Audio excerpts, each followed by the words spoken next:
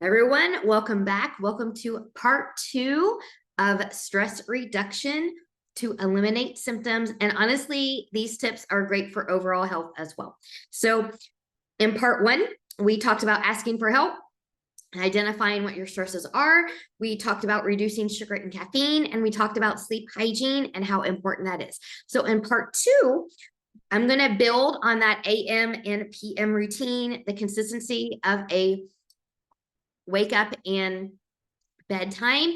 I also schedule that, you could say, to where my morning is not crazy and chaotic. When we have a consistently crazy and chaotic morning, that will set you up for a crazy and chaotic rest of your day. So over time, my normal wake up time is between 5:30 and 5:45. I just naturally wake up at that time. I might sleep into about 6:30 on a weekend or a vacation or something like that. Not too much later. I just get up and get everything started. I do have my alarm set for 6:15. That is the latest that I want to get out of bed and still have a nice, easy, non-rushed morning. But I will typically go ahead and get up at the 5:30, 5:45, and not wait for the alarm to go up. You're already awake. Extra 15 minutes isn't going to make that big of a difference. Just get up and get going.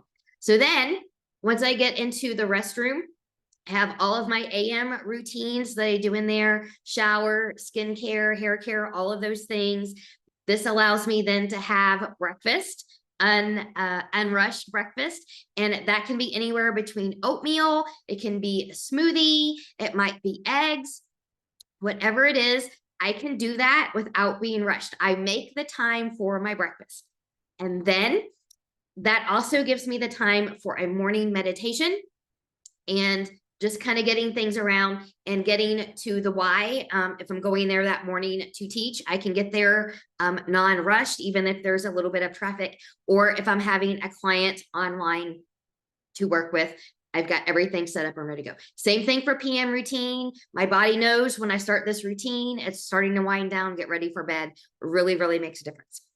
Journaling can make a difference. Just get everything out on paper. You don't even have to save it. You don't have to have a book. Just write it all out. You can crumple it up and throw away if that makes you feel better. You can have it in a little notebook. I do a gratitude journal. So I started off with 5 things that I am grateful for every day. Now that has actually morphed into almost 30 things. I'm grateful for many, many things. But it really, really helps kind of bring things back to focus versus focusing on everything that's going wrong, because I also have a whole lot of things that are going right, and I am very grateful for those. Very helpful. Some other type of creative outlet for you. Maybe that's sewing, maybe it's knitting, maybe it's creative writing, maybe you like to write stories, poetry, whatever it is, music. Find a creative outlet. So helpful, so therapeutic. And then the other thing is maybe gentle exercise. And this doesn't have to be, over the top exercise. You can just walk outside for 15, 20 minutes. Maybe gentle yoga. There's all different kinds of yoga out there. Find the one that works best for you. You can certainly do that. And of course, meditation, we talked about that, and breath work. I'm going to go over with you really quick a nice, short, easy breath work technique that you can use anytime. This is called box breathing, where we are going to inhale for a count of 4, hold for a count of 4, exhale for 4, and hold again for a count of 4. We'll do this for 2 repetitions. If you're doing this at home in your personal practice, I recommend 4 to 6 times, and then take a break, see how you feel. Maybe you repeat it, maybe you're fine after that. And you can do this anytime, and it's free. So when I do a breath work, I like to sit nice and tall, maybe ears, shoulders, and hips in alignment. You can close your eyes or keep them open with gaze cast down. I'm going to take a nice big exhale to prepare. And I'm going to inhale. 1, 2, 3, 4. Hold.